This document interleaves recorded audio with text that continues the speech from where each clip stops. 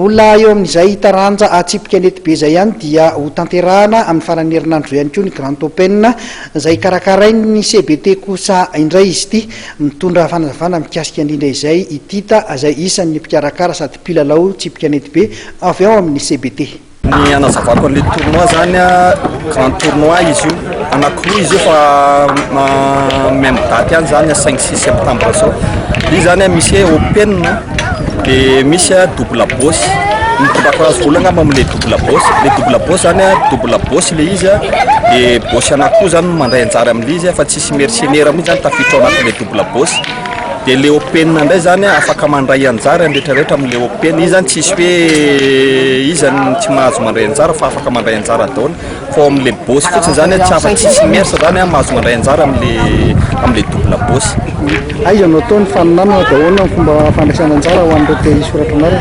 Ao amin'ny CBT ny fifaninanana no atao dia ny fisoratana anarana manomboka ny vendredi après-midi ao amin'ny CBT ny fisoratana anarana indrindrandrindra ho an'ilay Open satria manomboka maraina izy io amin'ny folo izy io manomboka dia le double boss manomboka ny samedi inscription zany afaka mandray afaka misoratra ihany izy ny vendredi après-midi amin'ny CBT. Faninanana goavana tontolo misy hatrany ny loka omeny mpikarakara ohatry ny ahoana mikasika an'izay firy ihany koa ny mpandray anjara andrasana zany.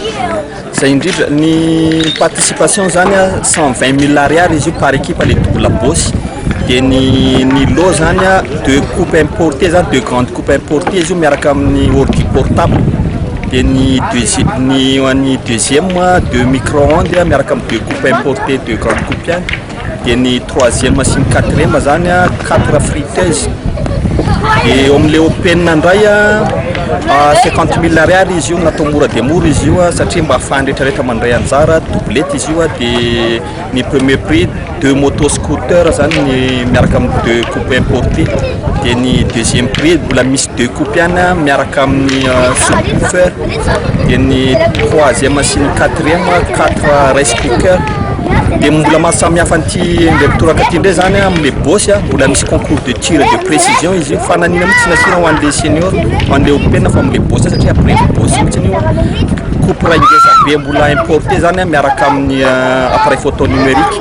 Voalohany ihany moa ny concours de tir fa tsisy faharoa satria izay ny amboara eran-tany zany fa manara-penitra eran-tany zany le concours de tir.